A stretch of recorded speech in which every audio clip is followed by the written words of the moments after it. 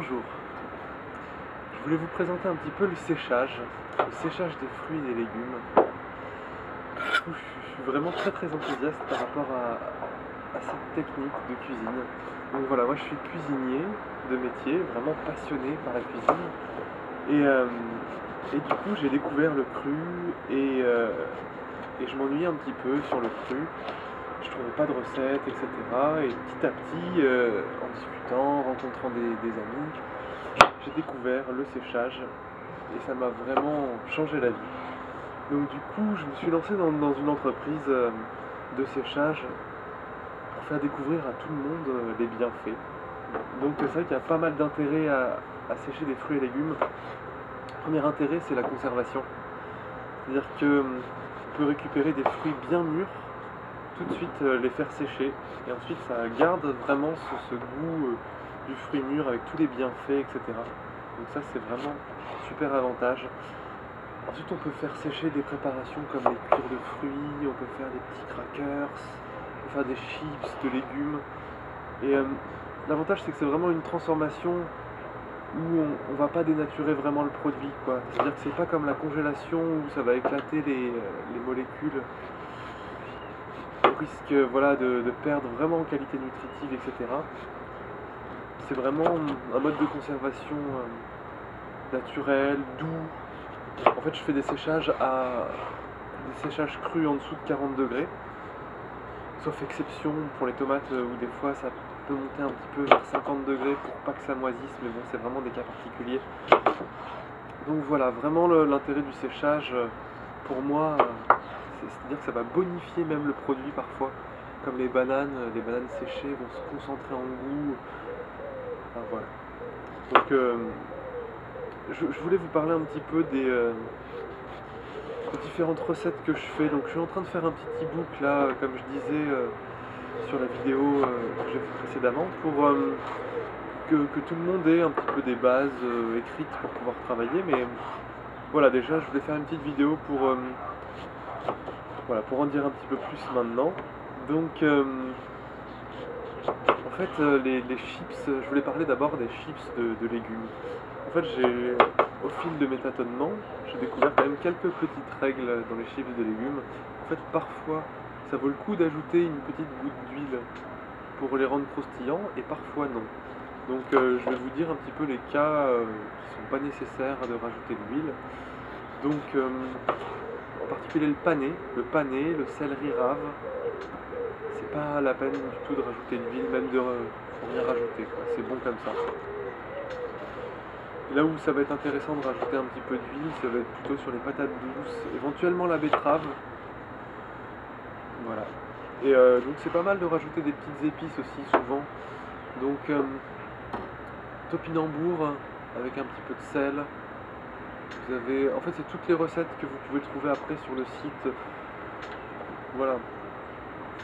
Sinon sur les chips de légumes, ce qui est pas mal, c'est les navets aussi. Les navets longs. Donc là voilà, on est en hiver, donc on va travailler sur les produits de saison. Le navet est pas mal avec... alors moi ce que je mets sur le navet, en fait je fais sécher de l'ail, de l'oignon et il me reste des tomates séchées de cet été. Je mixe tout ça ensemble, ça me fait une poudre donc tomate, ail, oignon, et je saupoudre mes navets avec, une petite pincée de sel. En fait les navets je les tranche à la mandoline très finement, donc moins d'1 millimètre. Ensuite je les mets dans un saladier. Je mets je dirais une cuillère à café pour un demi-saladier de mélange, une bonne pincée de sel. Je mélange tout ça pendant que c'est humide, donc les épices vont bien enrober les pétales. Et ensuite je dispose ça à plat. Donc c'est la phase un petit peu longue, c'est-à-dire que je vais disposer les pétales une par une sur la plaque. Voilà, c'est un petit peu long à faire. Et ensuite on met à sécher. Voilà. Donc ensuite, sinon je voulais vous parler rapidement des cuirs de fruits. C'est vraiment intéressant les cuirs de fruits. Donc je pense qu'après je ferai peut-être des petites vidéos pour détailler un petit peu plus. Là, voilà, c'est une vidéo un petit peu générale de présentation, etc. C'est la première que je fais vraiment tout seul pour mettre sur le site. Donc voilà, je me chauffe un petit peu. Donc la première vidéo, les cuirs de fruits, en fait c'est assez intéressant parce que ça permet de revaloriser quand vous faites vos découpes. C'est-à-dire que là, en fait quand vous faites les découpes des poires par exemple, toutes les entames vous les enlevez. Vous faites sécher que les tranches des deux côtés si vous voulez, qui sont à nu des deux côtés. C'est là où ça va bien sécher, et puis c'est plus joli, c'est plus intéressant. Il vous reste toutes les entames. Les entames, qu'est-ce que vous faites avec? Vous les mettez au mixeur, et après vous pouvez rajouter éventuellement d'autres fruits. Vous pouvez rajouter des épices style vanille en poudre, c'est intéressant, cacao, il existe du cacao cru si vous voulez, ou voilà, vous pouvez mettre cacao style petit déjeuner, hein. Plus il est riche en cacao, mieux c'est pour éviter voilà, d'avoir des mauvaises graisses dedans, etc. Vous pouvez rajouter de la cannelle, voilà. Après je vous donnerai des petites astuces, il y a quand même des mélanges qui marchent bien. Donc par exemple avec la poire, moi ce que je fais, je mets du cacao en poudre mixé avec de la poire. Je mixe tout ça, je mets sur des feuilles, je vais en chercher une.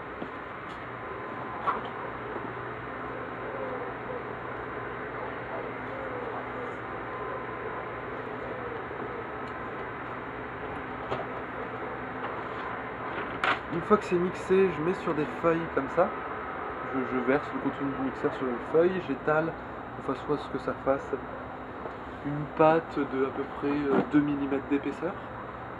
Et je mets à déshydrater, donc le temps que ça se décolle tout seul de la feuille en fait. Faut compter entre 24 et 48 heures. Donc ça me fait un beau cuir de fruits bien noir. Je vais le chercher, je l'ai roulé ce matin.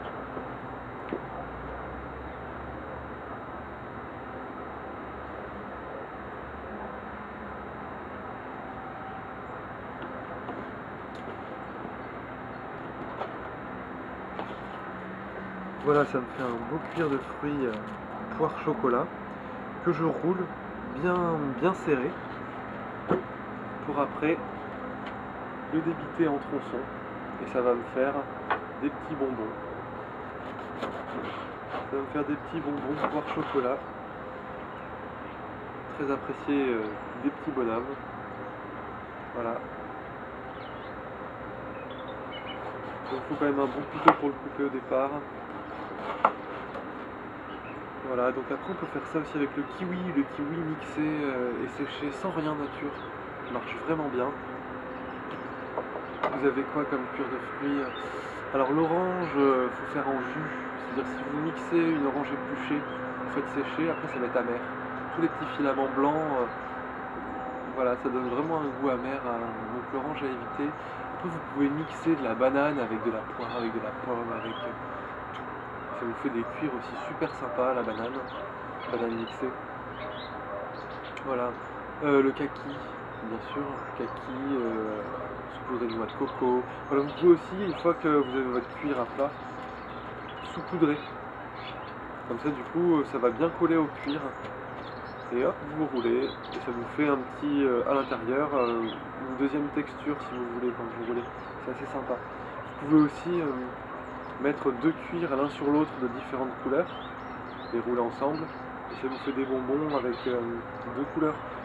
Voilà, bon, faut vraiment laisser parler son imagination et utiliser un petit peu les petits restes qu'on peut avoir quoi, quand on fait la cuisine, etc. Pas jeter, et hop, on fait un petit cuir. Donc après il y a aussi, pour avoir le côté croquant si vous voulez, c'est comme un cuir mais croquant, croustillant. Donc moi j'appelle ça des petits crackers, c'est quoi moi, c'est une marque déposée, donc on va appeler ça les craquants.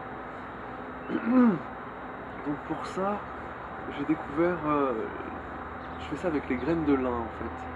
Donc je fais tremper mes graines de lin dans un petit peu d'eau tiède. Ensuite, alors par exemple là on est en hiver, donc je fais avec carottes, oignons, de l'ail. Voilà, on peut mettre, je sais pas moi, des légumes racines comme un peu de navet, un peu de panais, betterave. On mixe, on met les graines de lin, donc après il faut tâtonner quoi si vous voulez pour les quantités. Moi je mets en général l'équivalent de 2 cuillères à soupe trempées dans... quand je fais tremper, je me débrouille parce qu'il y a 1 cm de plus que le verre où je fais tremper quoi d'eau. Bon, après vous pouvez pas vraiment vous tromper en fait si vous voulez. Une fois que tout ça s'est mixé, il faut que ça fasse une pâte qui puisse s'étaler, c'est-à-dire que ça se répand pas Et c'est pas... faut que la puisse se mixer, quoi, si vous voulez, donc on tâtonne. La cuisine, c'est ça, faut le sentir, faut être là avec le cœur et pas forcément suivre une recette, quoi. Je vous donne juste des petites lignes directrices pour que vous puissiez inventer par vous-même, c'est ça l'idée, quoi. Faut prendre du plaisir, voilà, faut y aller. Et donc, bah, voilà, on fait ces petits crackers, par exemple, là j'en ai un sur le site qui fait oignons, carottes, lin, et après avec des petites épices, et ça marche bien ça, c'est croustillant, faut le laisser sécher quand même pas mal, c'est-à-dire que vous le laissez sécher 24-48 heures, ensuite vous l'enlevez de la feuille, vous le laissez sur la grille et vous le laissez sécher encore plus longtemps. Voilà, donc pour qu'il soit bien craquant, c'est-à-dire que pour que ça craque bien, ça va même mettre peut-être 72 heures, c'est-à-dire qu'il va être sec, et il va ressécher encore jusqu'à arriver au craquant. Voilà un petit peu ce que je voulais dire pour aujourd'hui, et j'aimerais bien aussi aborder la construction des séchoirs dans une autre vidéo, pour que voilà, un plus grand nombre puisse avoir accès à des séchoirs pour pas cher, avec des matériaux de récupération. Voilà, en se regroupant peut-être avec des amis un dimanche après-midi pour partager la perceuse, la visseuse, voilà, faire un petit peu mutualiser les savoir-faire, les compétences, les outils.